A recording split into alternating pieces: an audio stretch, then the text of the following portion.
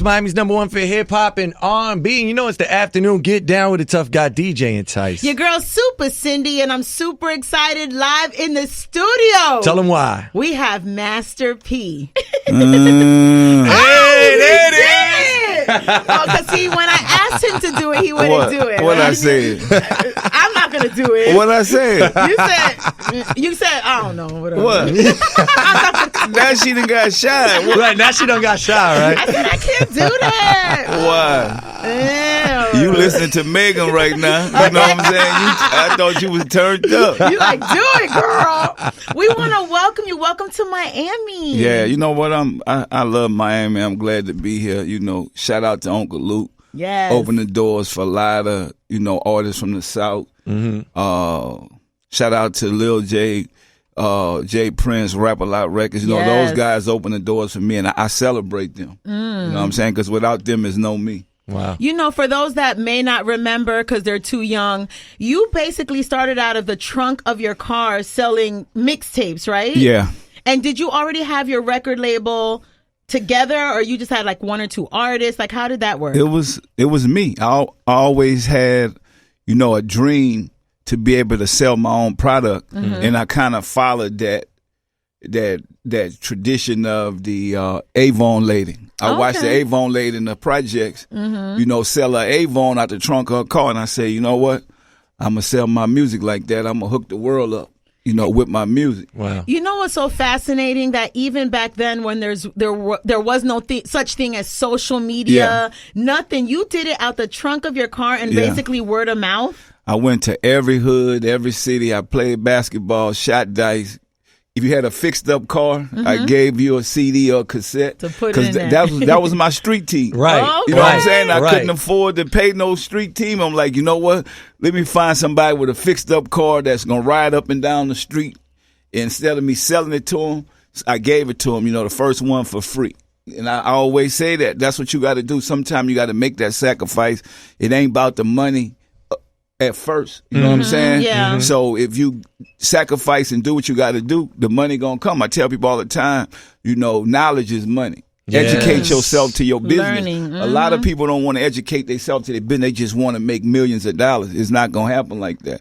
I put my trust and faith in God, and here I am today, still growing, changing my life, not being afraid to change, not being afraid to grow up, and not being afraid to educate myself to financial literacy at the same time. Because, back then, you take a CD, if you own it and you sell it for $20, you got the whole 20. Exactly. It's not a 360 deal. Like right now, everybody's selling their souls and not looking at the big picture that it's money to be made on your own. Like you said, I wish I had a social media back then. That's what I was going to ask Imagine. you. I'd have been a millionaire back just easily off top because, with the power of social media and the internet, it's almost like y'all cheating right now. Right. We had to go to every hood. We had to show up. We had to have a street team. We had to touch the people. They have artists that sell millions of records that never even touch the people. And the Those thing are is, you facts. had to get your likes in person, right? Yeah. I had to shake hands and kiss babies for real.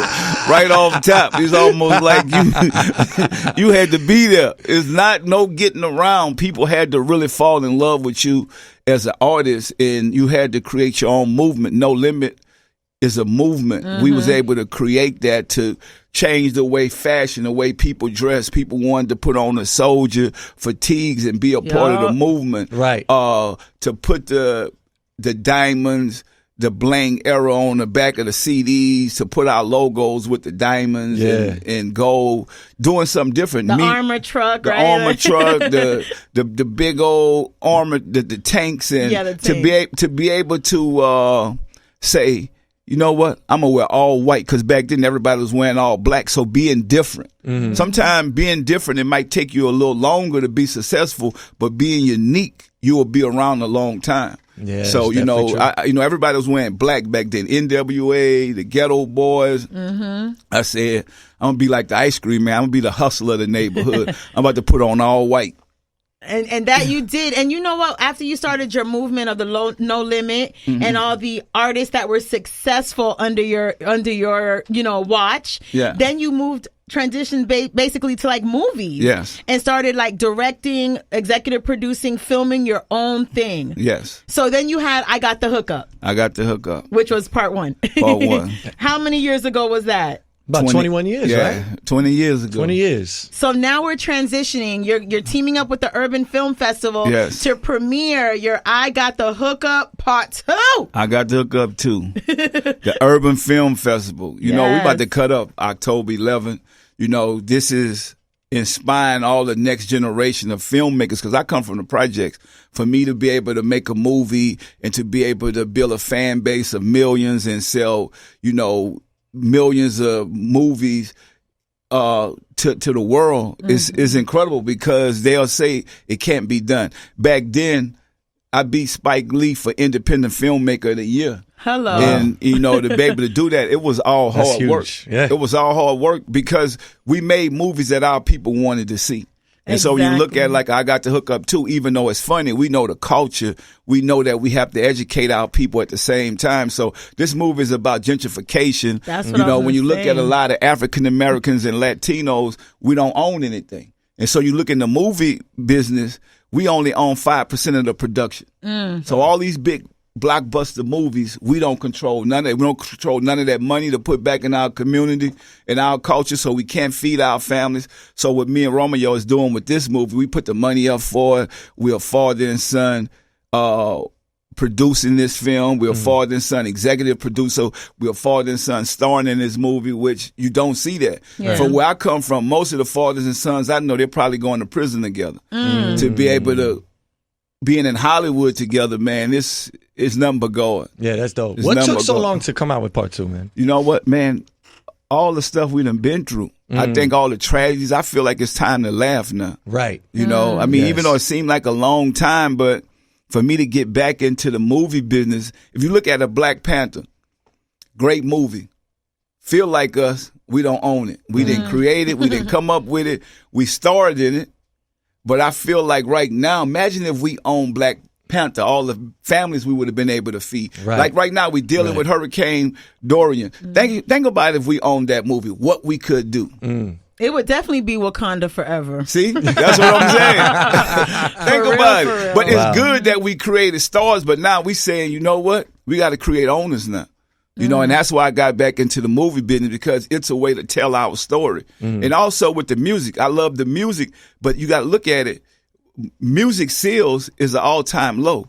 But imagine now the soundtracks we'll be able to create and to take all these artists' careers to the next level. You know, I now, since Romeo got into the music business and now we into the movie business, now my daughter, she into the music business. Okay. So, you know, Symphonique now, she like... Because wasn't she on TV? Yeah, she and was on Nickelodeon TV all and now, that? but she's grown now. She like, you know what? I could be the next big star, music star. She love it. She passionate about it. And I'm like, you know what? Well, let's do these movies. Let's put these soundtracks out. Just another different way to Outlet. Outlet. It's a whole nother outlet to where you could own it without having to go sell your soul for a 360 deal, which a lot of artists are doing. Right. Because the money look good, they dangle the carrot in your face. Yeah, exactly. But without that financial literacy, because you got to imagine, it's a lot of big records that we hear on the radio, but at the same time, why these artists are not living that lifestyle? They might be living it on social media, but they're really not Real living life. it. Right. In real life, It's when the real cameras different. cut off, you know what I'm saying? And I just think the man up above that, we've been blessed Right. that we could build a generational wealth because we diversified our portfolio. So even when the music not hot, the movie's hot, or the clothes, or the shoes, or the restaurants, whatever business we are into. Like we saying, like even as an athlete, and we was talking about this earlier, without that financial literacy, you're going to lose. Because most athletes say, you know what, basketball or football or baseball is my job. Right. It's my life. But if you don't know financial literacy, know what that financial advisor thinking, all you is an athlete or entertainer. So you don't know the money game. You don't know economics. You don't have no financial literacy. That's how you get robbed. Yeah. And so And ends up broke. see, that's what I'm saying. After And your crazy. one hit or your season ends or an injury happens. I tell what people all the time, product outweighs talent. So think about it. Even after 20 years, I could still be in the music business, but I don't, I love it, but I don't have to, like right now we're doing a No Limit reunion tour, so I could do certain things I want to do, but I don't have to put out music. Right. Because I was able to create other revenue streams. Yeah.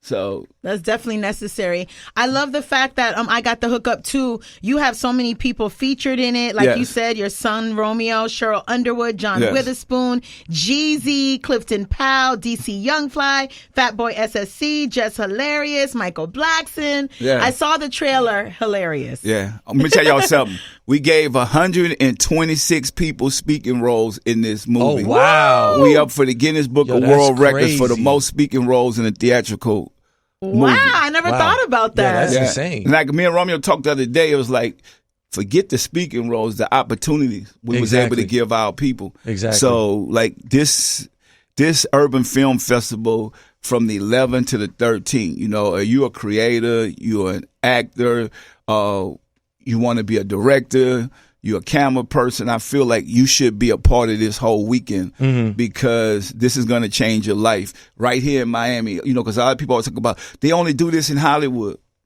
We're doing this in Miami. Right here. Right. And here. Speaking of Romeo, he will be one part of the Urban Film Festival is he's having a free workshop for red camera and drone nerds, cinematography, directing, producing, acting, and writing. That's going down Friday, October 11th from 4 to 6 p.m. You have to RSVP. For all the information on the Urban Film Festival, you need to go to urbanfilmfestivals.com. It's happening. The premiere of your movie is happening at the Lyric Theater, the historic Lyric Theater. October 11th. Perfect place. If you want the hookup, you better get it now because you're going to be sitting outside. You know what I'm saying?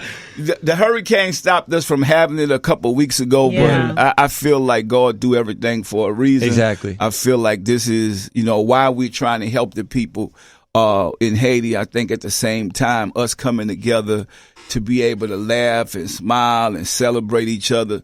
Man, this is going to be a great event that you don't want to miss.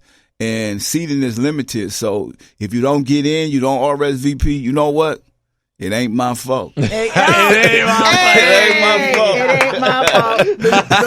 So make sure you go to urbanfilmfestivals.com. Are you thinking of doing any other movies? I know you're concentrating on let me tell y'all what I'm doing right now. Okay. I'm working on my biopic. It's called King of the South. Okay. And also I'm working on a female movie that we have a lot of great actors and actresses in this movie. It's called Get the Bag. The females are taking over right now. Hello. Yes. So you might see some of your favorite artists that you hear on the radio in this movie. It's about these young girls in college.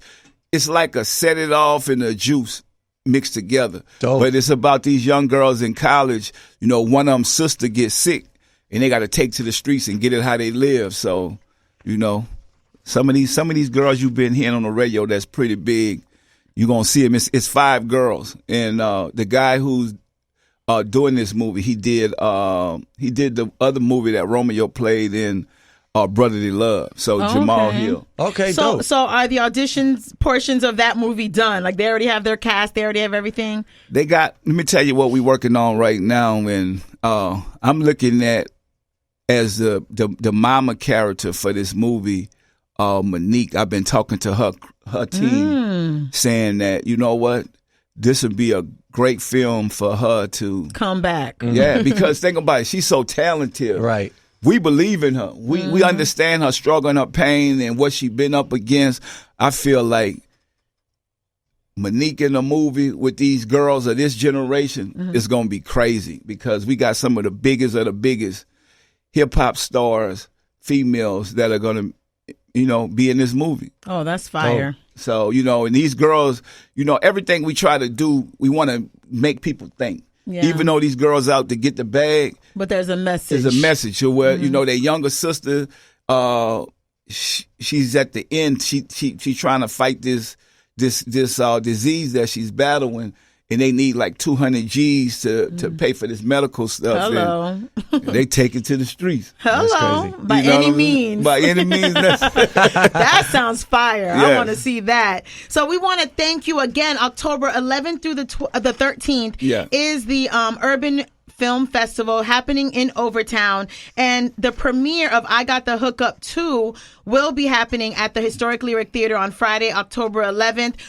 If they don't make it to the actual premiere, where can they see the movie? After that, we got theaters. You'll be able to go online. You know the power of social media now. You got Amazon. You got all these different avenues, iTunes. You know what I'm saying? Like this is the new wave of movie making. So yeah, I Got the Hookup too. Just go online. You'll be able to get this. I feel like right now, you know, where we are as a culture, like I said, we only own 5% of the production in the movie world. We have to change that. Right. We have to change it. We have to start thinking about ownership. We have to start thinking about we could do this. You know, because they don't think we could do this. We quick to sell everything we got.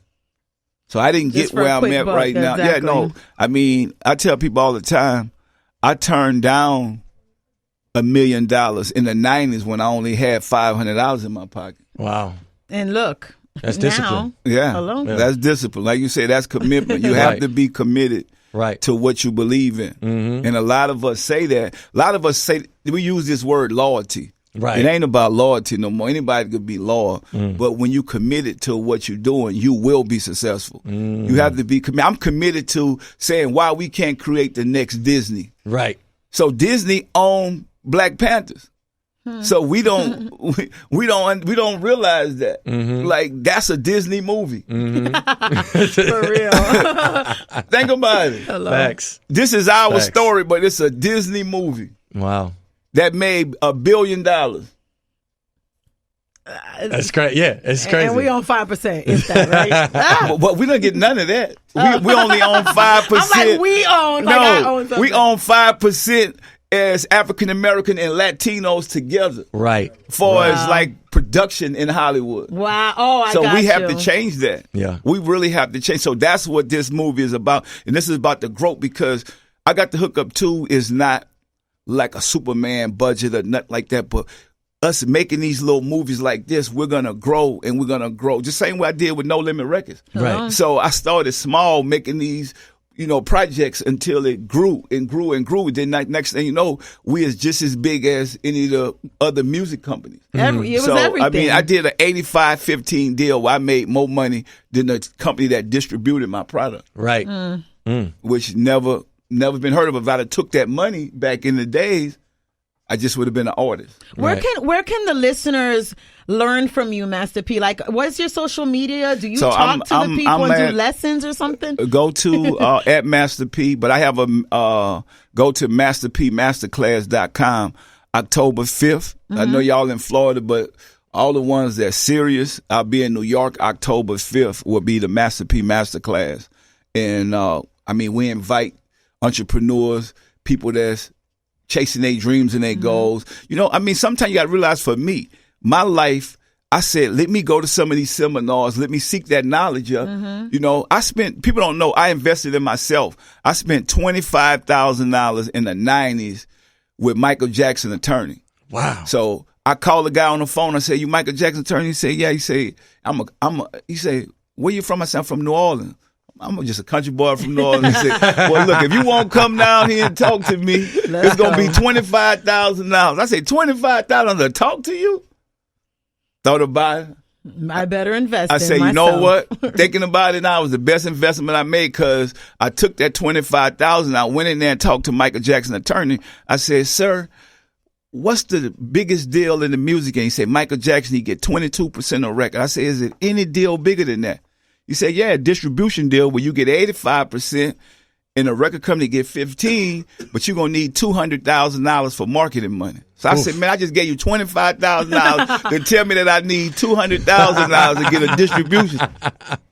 So I said, man, I went back home thinking, damn, I just gave this man $25,000 to talk to him. Right. But not knowing, when I went back home, it motivated me to say, that's what I want, a distribution deal. And so that was the whole thing. Like when all these companies came at me with millions of dollars, I said, no, I want a distribution deal. But then I started selling my CDs and my cassettes out the trunk of my car, so I had the money. So when Prod actually came at me and said, hey, I'm going to give you a distribution deal, I already got $200,000-300,000 saved up. So I invested my money back into me. Wow. And that's how I was able to get the deal that I have. But I think, Master P, that lives on right now and today, because we all say it, whether you're an influencer, a rapper, or whatever, you have to invest in your own brand. Yeah. Everyone has an own brand. Well, you have to believe. Think about it. People always say you got to put some skin in the game in business. When you go do a business deal, I tell people, never do nothing while you desperate. So that's why I didn't do those deals back then. It's like, I know I ain't had no money. Right. Yeah, I might get a couple of dollars to pay the light bill and the phone bill, but they know you desperate. When you walk in that door, you already shaking. I can't lose this deal. You already ready to go. Whatever you want. Advantage of that. You know what I'm saying? They're going to take advantage of you, and that's why a lot of these artists are caught up and not realizing. Learn the power of negotiation. So you know if you got a hot record, if you really believe that record hot, when you walk into that company, you walking in there with confidence. This gonna be the next big record. So think about it. I had Tupac as competition. I had Biggie Smalls. I had the Ghetto Boys. I had all these jank acts. But I'm coming in there with my body saying this gonna be the biggest record in the world. They're probably looking at me like this country boy crazy as I don't know. You know, I get on tour. I tell people I get on tour. I'm opening up for Tupac. I got one fan in the audience. I don't know if he drunk or not, but he just body bouncing. And I'm like, I told my brother, I said, I'm going to turn that one fan into millions. They thought I was crazy. But that's how you have to think outside of the box. And I did. You know, I end up being, you know, those guys were so talented and so big and creative, but I ended up making more money than them because I was committed to my dreams and my goals. You can't live off of other people's dreams and their goals. Facts. I made sure that people know that I was unique enough. You know, I was on that bus every night. We get off that bus, I open that show up to whatever that one or two little people was jamming to me. I was out when the lights was on. When the lights was on. They sometimes be like, man, get this food off the stage. Where Tupac at? I thought I told you. You know what I'm saying? But I kept going. So it's not going to be unique. It might not happen overnight, and you might have some learning experiences from this. So I bumped my head a couple of times to get to where I need to go at. But I tell people all the time, you know, life is a marathon. You keep on running the race. You know, those little 440 dashes they running right now to get to the top. I'm running the marathon. There you go. By the time I get there, you're going to know I'm there because I'm going to be there for a while because I finished the race. It might took me a little longer. I had to crawl or whatever, but I got there. Yo, we want to thank Master P for coming. Remember, October 11th through the 13th is the Urban Film Festival. Make sure you visit urbanfilmfestivals.com for all the information. And your premiere of the I Got the Hookup 2 happens on October 11th, that Friday, at the Historic Lyric Theater. Log on to that website to get your tickets. It's limited seating, limited space. Master P, has been amazing speaking to you, and we want to thank you so much. Thank you for having me. Of course. Oh, and your shoes? Man. Moneyattis, go to moneyattis.com, MONEYATTI.com. You know, if Versace and Gucci can do it, why we can't do it? And your Big Papa Burgers. Oh, my Big Papa I want that secret sauce. I got what I can't. That's my grandpa's secret sauce. All